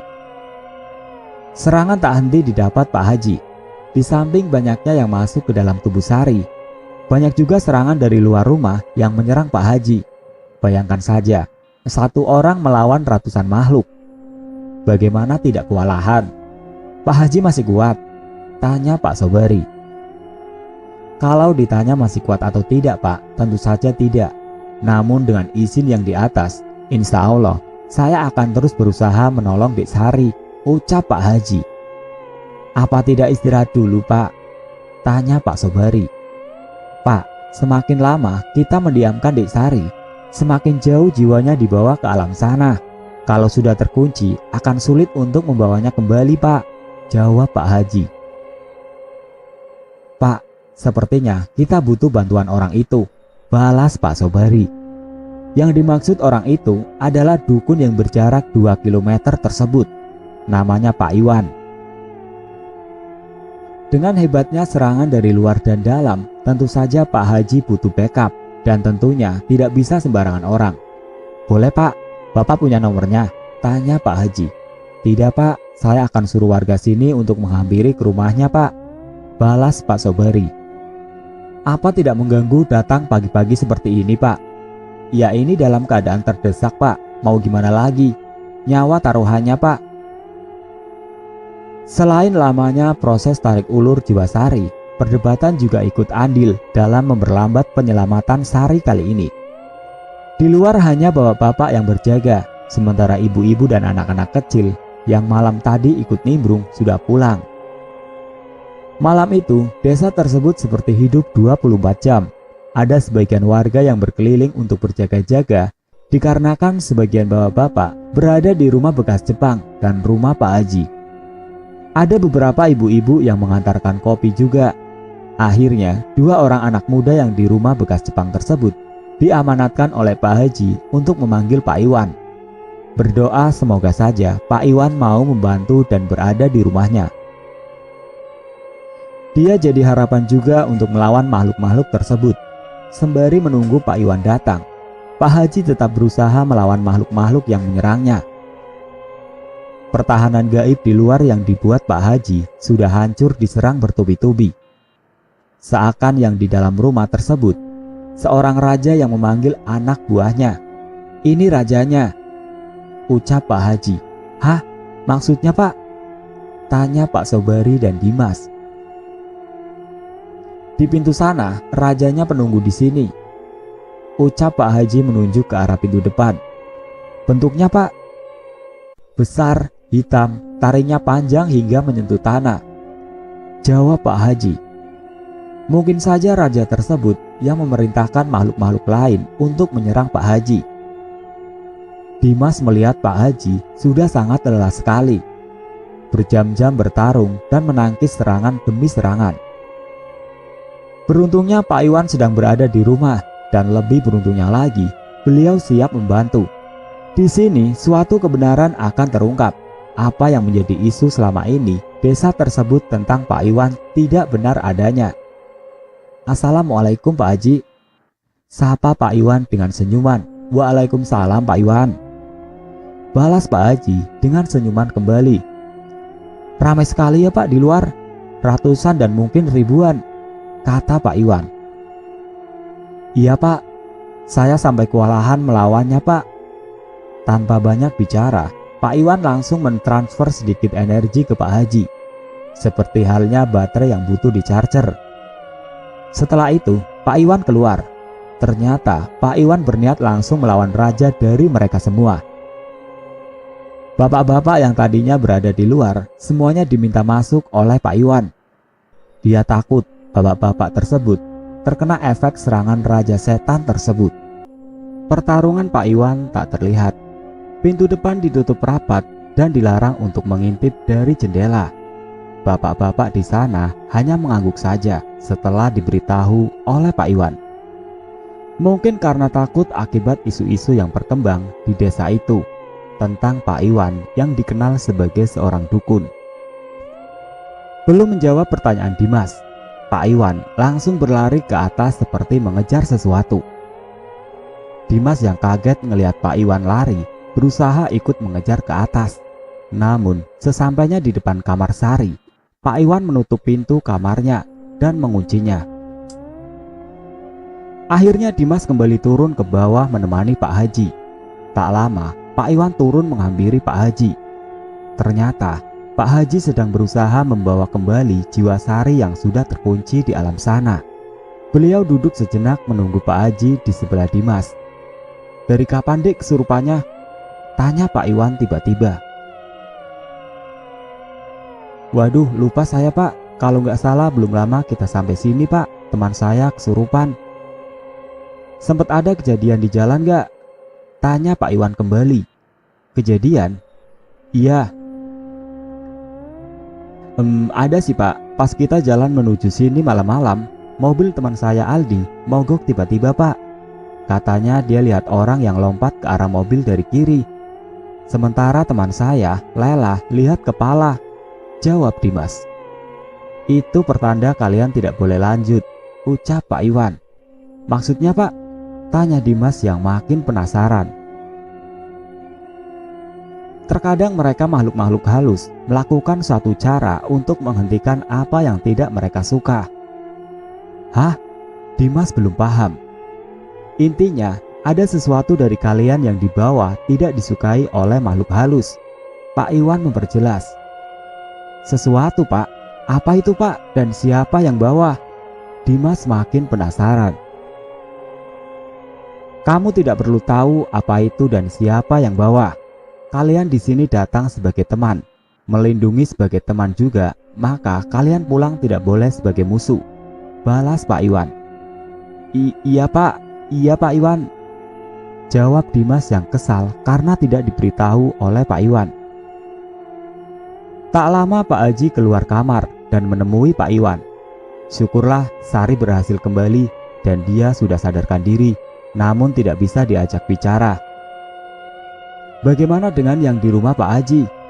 Ternyata setelah Pak Iwan berhasil mengalahkan rajanya, tiba-tiba Lela yang sedari malam mengamuk langsung diam seketika. Seperti makhluk itu keluar begitu saja tanpa ada yang tahu dan tanpa dibantu juga. Bahkan setelah Lela sadar, Aldi mencoba menelpon Dimas namun tidak diangkat. Karena HP-nya dia taruh di meja dan di silent hingga tidak terdengar. Pak Iwan dan Pak Haji mengobrol di luar rumah, seperti berdiskusi. Dimas masuk ke kamar di mana Sari berada.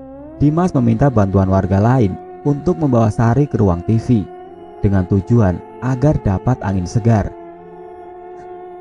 Sementara Pak Haji dan Pak Iwan masih sibuk berdiskusi di depan, tak terasa waktu sudah pagi. Ayam sudah saling bersautan. Warga yang semalaman penasaran ingin melihat datang kembali. Mereka ingin tahu bagaimana kelanjutan dari semua ini. Tak lama Aldi datang sendiri, ingin tahu keadaan Sari. Dim, gimana Sari? Sudah sadar dia? Tanya Aldi. Sudah bang, tadi sempat melek sebentar, terus tidur lagi, balas Dimas. Ya udah biarin aja, kasihan dia. Ini semua belumlah selesai. Mereka pun mengira demikian, namun ternyata tidak. Pak Iwan dan Pak Haji berpamitan. Tak lupa Aldi mewakili teman-temannya mengucapkan terima kasih yang sebesar-besarnya kepada beliau berdua. Tanpa mereka, mungkin Sari tidak akan bisa selamat. Dim, lu sama Yusak tidur sekarang ya. Gua bakal bilang ke Pak Sobari untuk hari ini tidak ada kegiatan dulu. Takutnya kalian semua nanti malah kecapean. Oke bang, ini juga udah ngantuk banget gua. Aldi kembali ke rumah Pak Haji, berjaga-jaga di sana. Badan Aldi sebenarnya sudah sangat lelah, namun dia paksakan karena beratnya tanggung jawab yang dia pikul. Menghadapi dua kejadian di tempat berbeda bukanlah hal yang mudah, karena butuh energi yang ekstra untuk menyelesaikannya. Pak Iwan sebelum pulang sempat berpesan kepada Aldi. Dek, nanti kalau kalian sudah selesai di sini dan ingin pulang, kabari saya ya. Ada yang ingin saya dan Pak Haji bicarakan dengan kalian semua tentang penyebab dibalik semua ini, pesan Pak Iwan. Baik Pak Iwan, 10 hari lagi kegiatan KKN mereka akan usai. Namun sehari setelah kesurupan berhasil diselesaikan, malah muncul masalah baru. Bukan untuk anak-anak KKN, namun teror kepada desa tersebut. Sebuah bencana untuk desa. Kenapa? Karena di malam sehari setelah kesurupan, beberapa warga yang melakukan ronda malam diganggu oleh makhluk-makhluk yang sebelumnya tidak pernah muncul. Apakah ada hubungannya dengan kemarin? Masih tanda tanya. Beberapa warga bercerita ketika melakukan ronda, salah satu warga melihat sosok pocong keluar dari rumah salah satu warga. Memanjang, bukan terbang. Entah salah lihat atau gimana, karena kita semua keburu lari, ujar warga ke Aldi. Adapun yang sedang duduk di pos ditertawai oleh kuntilanak yang terang-terangan terbang di atas mereka. Melihat itu, mereka semua lari ketakutan. Banyak warga yang berpendapat bahwa ini semua kejadian akibat kesurupan kemarin. Aldi seperti tidak percaya. Apa mungkin karena kejadian kemarin jadi penyebab teror di desa ini? Hal seperti ini sebuah balas dendam dari makhluk halus kepada desa tersebut. Mereka seperti tidak terima sang raja dikalahkan oleh Pak Iwan. Aldi mencoba membuktikannya. Dia duduk di balai yang di halaman rumah Pak Haji, sendiri dengan segelas kopi sembari mendengarkan musik. Niatnya dia ingin di situ sampai pagi. Entah apa yang dipikirkan oleh Aldi, mungkin karena penasaran. Jam sudah menunjukkan pukul 1 pagi. Aldi belum merasakan atau menemukan sesuatu yang janggal. Sudah tidak ada lagi ronda malam, dikarenakan tidak ada yang berani keluar. Ada rasa bersalah dari dalam diri Aldi karena merasa akibat dia dan teman-temannya satu desa mendapatkan teror. Saat sudah asik mendengarkan lagu, entah kenapa seperti ada yang aneh. Lagu yang biasa dia dengarkan tentu saja sudah hafal lirik dan nadanya. Namun Aldi mendengar ada suara lirih. Aldi terdiam sejenak, mencoba meyakinkan suara itu berasal dari mana. Makin dia fokus, suara itu makin jelas terdengar.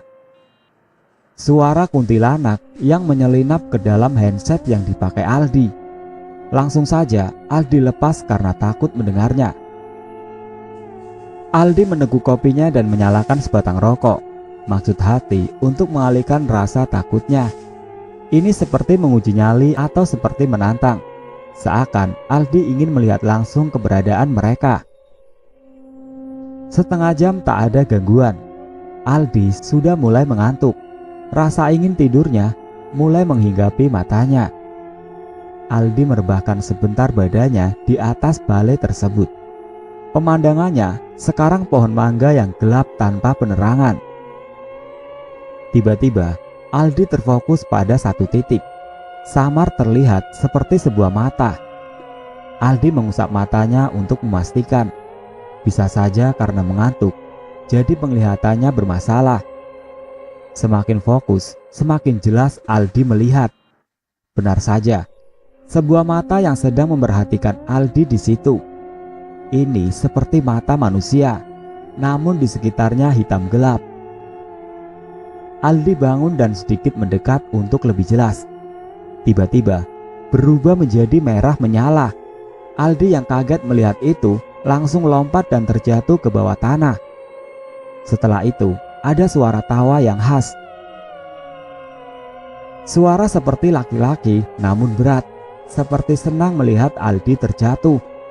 Aldi lari ke dalam rumah. Teman-temannya semua sudah pada tidur di ruang tengah.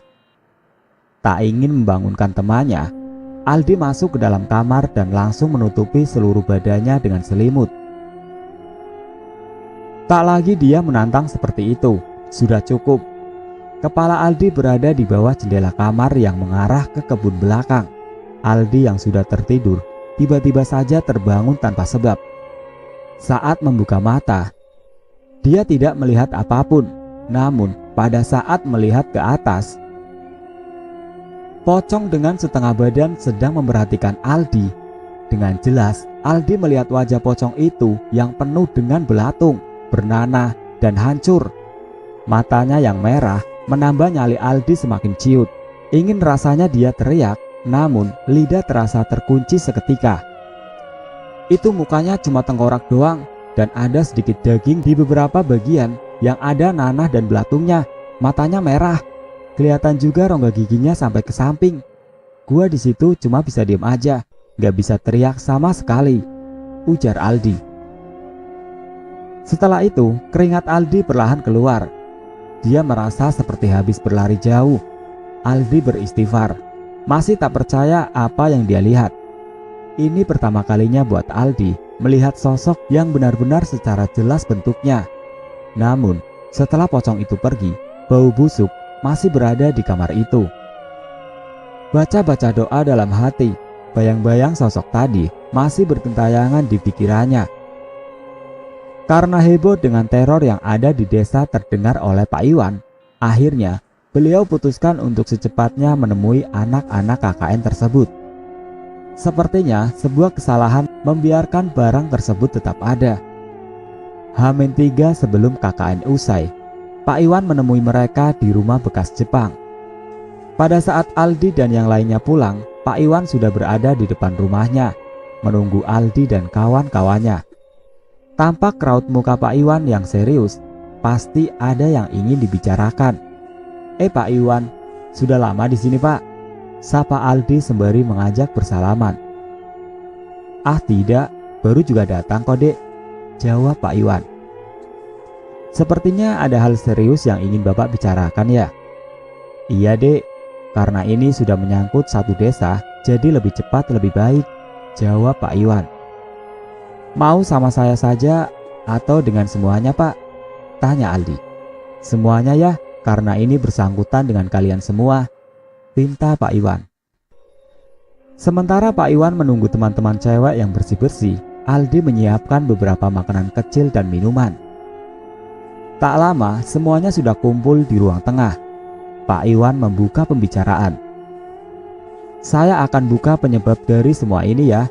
Tapi tolong, setelah mendengar ini, jangan ada yang saling tuduh, curiga, apalagi musuhan.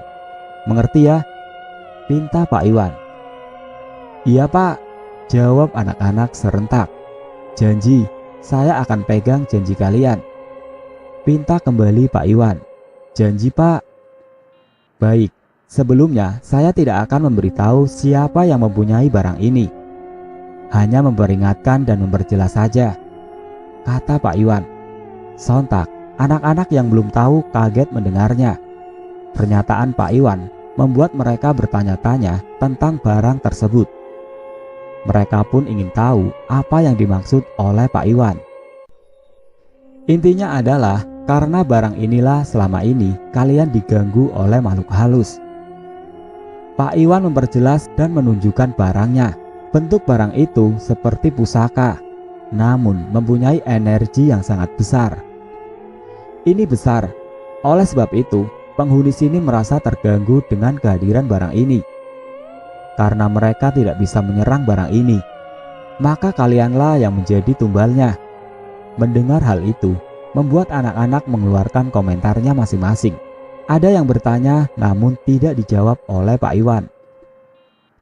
Ini juga yang membuat desa mendapatkan teror.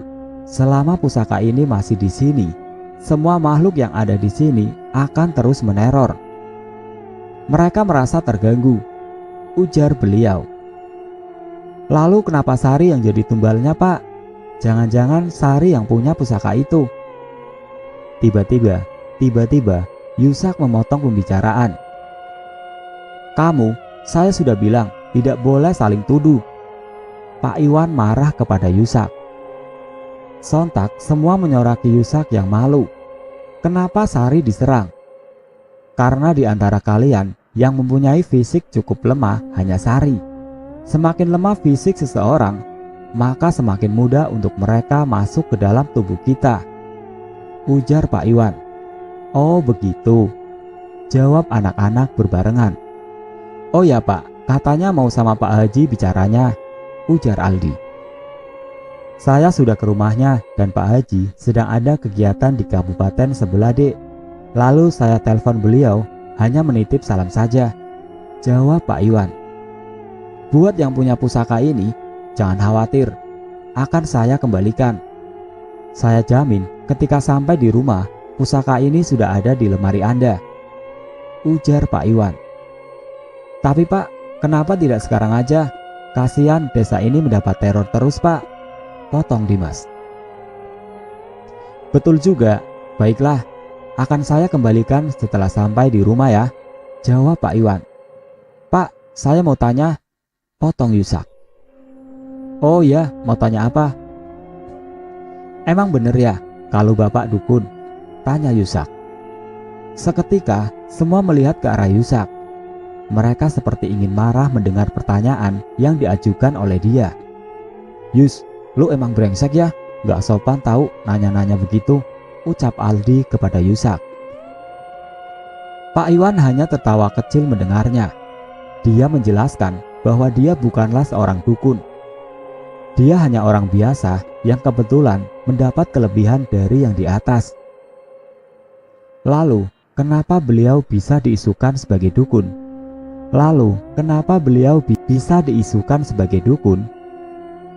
Dulu, ada warga sini yang sakit minta bantuan untuk disembuhkan. Saya bantu karena merasa kasihan melihatnya. Namun, tidak lama setelah itu meninggal dunia. Lalu keluarga korban menuduh saya sebagai dukun dan menuduh sayalah penyebab korban meninggal, jawab Pak Iwan. Jadi sudah jelas bahwa beliau ini tidak seperti yang isu beredar. Ini semua sebabnya karena tuduhan yang tidak mendasar dari salah satu warga di situ. Dan akibat tuduhan tersebut, Pak Iwan dikucilkan dan diusir dari desa ini. Sangat disayangkan, masyarakat di desa tersebut mudah terbawa isu yang tidak sepenuhnya benar. Bapak tidak dendam? Tanya Aldi. Dendam hanya menambah masalah di Aldi, jawab Pak Iwan diiringi senyuman. Pada saat itu, Pak Haji dan Pak Sobari sebagai sesepuh desa sudah berusaha menolong Pak Iwan. Namun karena besarnya marah warga, membuat Pak Haji dan Pak Sobari mengalah. Akhirnya malam-malam saya pindah, ujar Pak Iwan. Setelah perbincangan yang cukup panjang, akhirnya Pak Iwan pamit untuk pulang. Lega rasanya sudah menuntaskan apa yang mengganjal di hati Pak Iwan. Bukan dia saja, tetapi Aldi dan kawan-kawannya pun sekarang sudah cukup tenang mendengar penjelasan Pak Iwan. Setelah semua kejadian tersebut, ada dua sosok yang selalu mengikuti Sari sampai ke rumahnya setelah KKN selesai. Dia mengaku selalu melihat bayangan wanita berjalan di depannya. Bukan hanya sekali dua kali, namun sering terjadi. Hari ini adalah hari terakhir mereka berada di desa tersebut. Berat rasanya meninggalkan desa itu, karena sudah banyak momen yang mereka dapatkan. Pada saat berpamitan pun, banyak warga yang ikut menangis. Mereka seperti tidak ingin ditinggalkan. Aldi dan kawan-kawannya berterima kasih banyak kepada warga desa Z yang telah menerima mereka dengan baik dan terbuka. Tidak lupa terima kasih juga kepada Pak Haji dan Pak Sobari sebagai sesepuh di desa tersebut.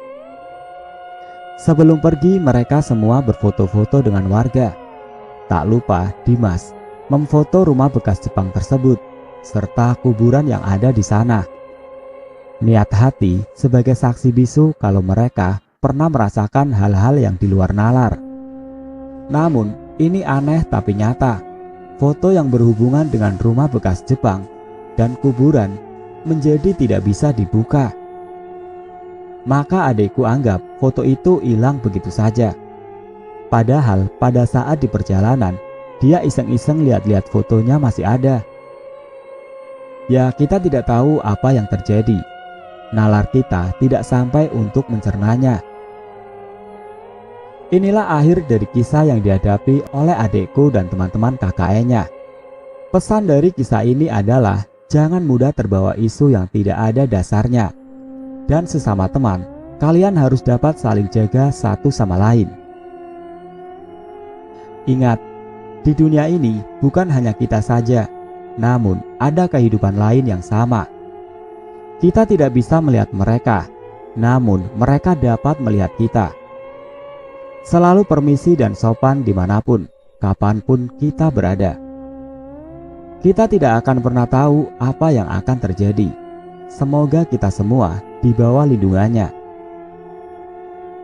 Tidak perlu mencari tahu tempatnya, pelakunya, dan kebenarannya. Cukup dengar, ambil hikmahnya. Semoga dapat bermanfaat untuk kita semua. Satu lagi, buat yang ingin KKN tidak perlu takut. Selagi kita sopan dan permisi ke daerah yang baru pertama kita datangi, insya Allah akan baik-baik saja. Jangan lupa perkuat sholat dan selalu berdoa dimanapun berada. Banyak yang nanya pusaka tersebut. Aku pun gak tahu itu punya siapa dan bentuknya seperti apa. Karena menurut penuturan Aldi, Pak Iwan tidak mau ngasih tahu bentuk dan pemilik pusaka itu.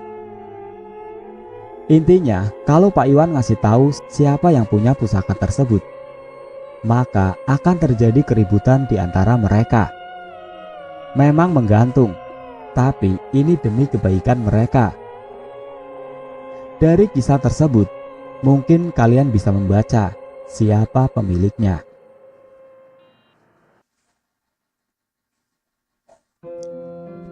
Seperti itulah akhir dari kisah yang berjudul KKN Berujung Bencana. Untuk yang baru bergabung, jangan lupa like, komen, share, serta subscribe channel ini. Dan nantikan kisah-kisah horor berikutnya tetap di channel Berita Mistis. Wassalamualaikum warahmatullahi wabarakatuh.